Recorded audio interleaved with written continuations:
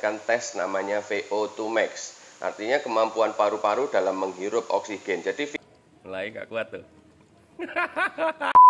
Maka jarak kepala dari airnya itu lebih rendah dibandingkan ambil napas terus langsung dipencet, oke? Terus muncul. Tidak boleh gelembung udaranya berhenti, berarti kalian harus dikeluarkan secara perlahan dan selama mungkin. Target timernya itu tidak boleh. Aku lihat dari gelembung aja kelihatan kamu yang salah siapa. Halo badminton lovers, khususnya pemain badminton yang ingin belajar bulu tangkis dari channel PP Kusuma Tangkas ini, saya ucapkan welcome to my channel. Bagi kalian yang sudah lama mengenal saya sebagai kepala pelatih dan pemilik klub PP Kusuma Tangkas, ayo kita belajar lagi melalui video badminton tutorial kali ini, dan saya akan membahasnya detail di akhir sesi. Yang penting adalah di akhir sesi video ini. Yuk kita lanjutkan.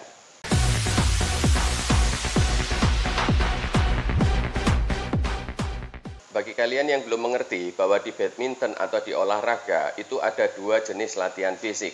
Yang pertama adalah latihan fisik di ototnya, yang kedua di organ tubuhnya.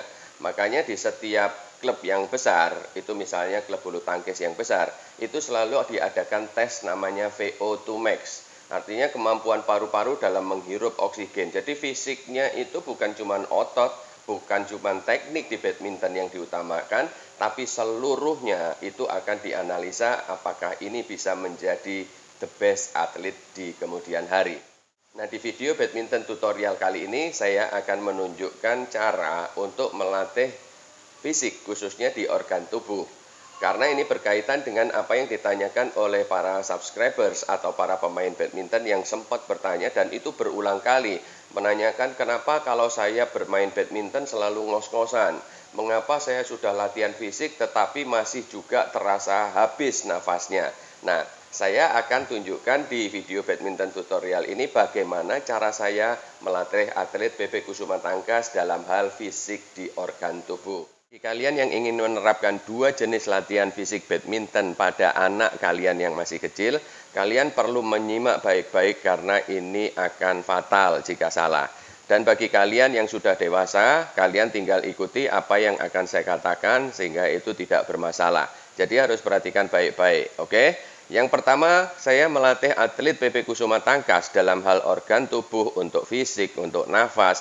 Itu kita gunakan kolam renang. Jadi beberapa atlet inti dari PP Kusuma Tangkas saya latih di dalam sebuah kolam renang. Bagaimana cara latihannya? Kita bagi menjadi beberapa kelompok usia, jadi tidak boleh sama. Untuk usia yang kecil, misalnya usia 9, 11, 12 seperti itu, maka jarak kepala dari airnya itu lebih rendah dibandingkan atlet yang sudah berusia lebih dewasa. Untuk lebih dewasa harus jauh ke dalam. Dan itu harus saya bantu dengan cara saya tekan. Artinya saya tekan bukan saya bunuh, tetapi nanti dia bisa memberikan kode dan itu ada timernya. Untuk anak yang masih kecil, kalian timer cukup 15 detik saja. Untuk yang sudah di atasnya, misalnya berusia 12, 13, 14, itu kalian bisa 30 detik timernya. Dan sedangkan di atas itu kalian bisa timer sampai 1 menit atau 1,5 menit tergantung kekuatan organ tubuhnya.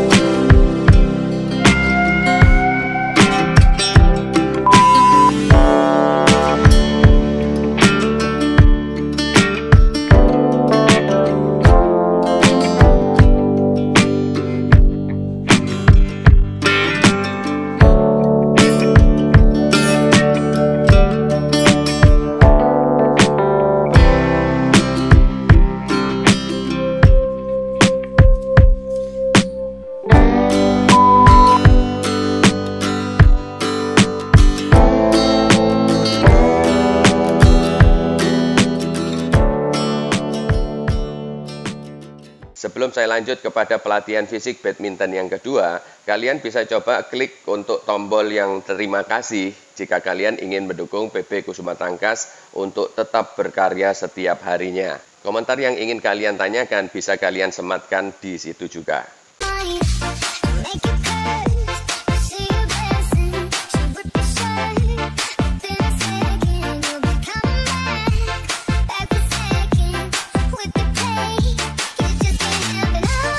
Baiklah, kita lanjutkan. Untuk pelatihan fisik badminton yang kedua, saya sendiri melakukan setiap hari. Dan para atlet badminton yang ada di klub PB Kusuma Tangkas pun saya latih dengan cara yang sama pada hari tertentu. Bahan yang perlu kalian siapkan adalah satu sedotan atau straw. Kemudian ada air di dalam botol, boleh air mineral atau air biasa, ya. Kemudian timer. 3 alat itu kalian siapkan sebelum kalian mengikuti latihan yang saya tunjukkan berikut ini. Yang perlu kalian perhatikan adalah cara melakukan latihan ini. Kalian hirup udara sebanyak mungkin sebelum timer disentuh. Dan ketika kalian siap untuk menghembuskan nafas atau menghembuskan udara yang kalian hirup sebanyak mungkin tadi, kalian tekanlah timernya. Kemudian udara itu hanya boleh kalian semburkan atau kalian tiup. Tidak boleh berhenti. Jadi dari detik ke detik, dari milidetik ke milidetik itu harus terus ditiupkan udaranya yang sudah kalian ambil tadi ke dalam straw, ke dalam botol. Sehingga di dalam botol tersebut gelembung udaranya akan terus muncul. Tidak boleh gelembung udaranya berhenti, berarti kalian menahan napasnya. Jadi nafas atau hembusan udara yang tadi kalian hirup, itu harus dikeluarkan secara perlahan dan selama mungkin. Target timernya terserah kalian. Boleh pakai timer dulu, boleh kalian pakai stopwatch. Seberapa kuat kalian melakukan itu, seberapa lama barulah kalian tekan. Kalau sudah pakai timer. Saya bisa 1,5 menit, bagaimana dengan kalian?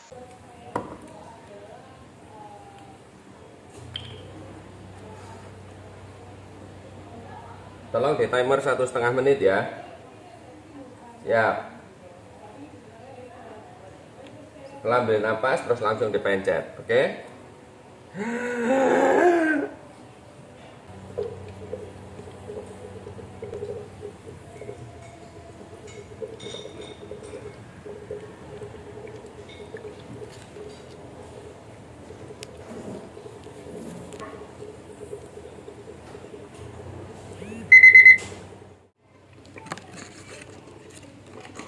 Latihan bareng istri guys.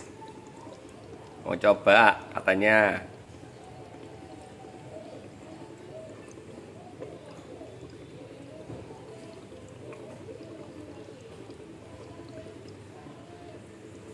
Wah, hebat.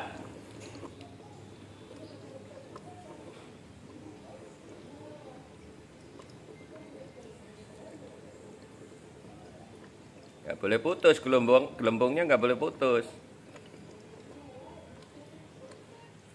Nah, mulai nggak kuat tuh.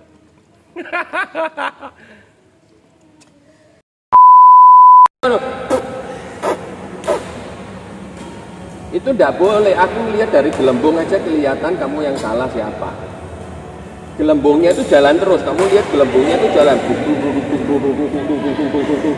Nek sampai gelembungnya mandek itu berarti kowe nakal. 3, 2, sedot, serot, mulai.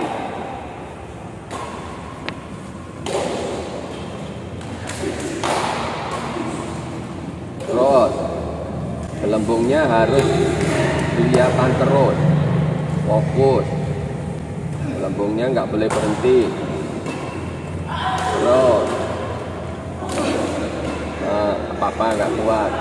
Kuat. Nah, itu tadi 2 cara saya melatih atlet PB Kusuma Tangkas untuk memperkuat organ tubuh supaya nafasnya ketika bermain tidak ngos-ngosan. Untuk bapak-bapak otodidak atau pemain otodidak dimanapun kalian berada, atau anak kalian yang ingin kalian latih, kalian bisa mengikuti 2 jenis latihan fisik yang berkaitan dengan organ tubuh agar atlet kalian atau kalian dalam melakukan permainan atau pertandingan di badminton tidak sampai kehabisan napas. Silahkan dicoba ya. Nah, sekarang adalah hal yang paling penting. Mengapa napas kalian habis? Mengapa nafas kalian ngos-ngosan? Bagi kalian yang sudah beristri atau beranak, atau kalian yang otodidak sudah dewasa, selama kalian merokok, jangan pernah berharap kalian kuat dalam hal nafas. Itu ya. Jadi kalian minta solusi supaya kalian nafasnya kuat, tetapi kalian masih tetap merokok. Itu mustahil, nggak bisa. Jadi kalau kalian ingin kuat nafasnya, berhentilah merokok. Kalau kalian masih merokok, maka jangan berharap nafasnya kuat. Oke, itu untuk otodidak atau bapak-bapak. Nah, kemudian untuk para atlet, apa yang menyebabkan nafasnya dia itu ngos-ngosan adalah setting mindnya atau perasaannya dia. Selama atlet itu mempunyai satu perasaan ketakutan, maka dropnya itu akan jauh lebih rendah. Makanya dalam kepelatihan badminton, untuk parameter latihan fisik katakan atlet ini harus fisiknya 100% prima sebelum bertanding, maka ketika dia sebelum bertanding, fisiknya harus melampaui 100%, sebab pada saat dia bertanding, fisik itu akan drop sekian, kurang lebih 30% dari kondisi awalnya. Mengapa seperti itu? Karena suasana di dalam pertandingan, kemudian ada hal yang menakutkan, ada hal yang dikhawatirkan, misalnya dimarahin orang tuanya, kalah lawannya besar, dan seterusnya, itu langsung drop fisiknya. Ya, nah, jadi jangan pernah seorang atlet itu mempunyai satu pikiran ketakutan, kekhawatiran. Makanya seringkali saya mengatakan kepada atlet PB Kusuma Tangkas ketika saya memberikan briefing, kalian harus memperlakukan, men-setting pikiran kalian pada saat kalian bermain di klub, anggaplah itu sebagai sebuah pertandingan. Sebaliknya, pada saat kalian bertanding, anggaplah itu sebagai game di markas. Dengan begitu, maka tidak akan mempunyai satu pikiran yang salah. Pada saat dia berada di klub, dia bermain-main asal-asalan. Pada saat dia bertanding, dia berusaha serius, dia ketakutan, itu tidak boleh. Jadi harus dibalik setting mainnya, tidak boleh takut, tidak boleh khawatir pada saat bertanding, dan pada saat di latihan klub harus secara serius. Ketakutan dan kekhawatiran itu akan berimbas kepada detak jantung yang cepat. Dengan degup jantung yang terlalu cepat atau cepat, maka nafas akan ngos-ngosan dan akan kehabisan nafas jika tidak terlatih. Ada dua hal di dunia ini yang membuat jantung berdetak cepat. Yang pertama adalah jatuh cinta, yang kedua adalah jatuh tempo. Jadi jangan pernah berutang, ketika ditagih kalian akan berdetak jantungnya dan nafas ngos-ngosan. Oke?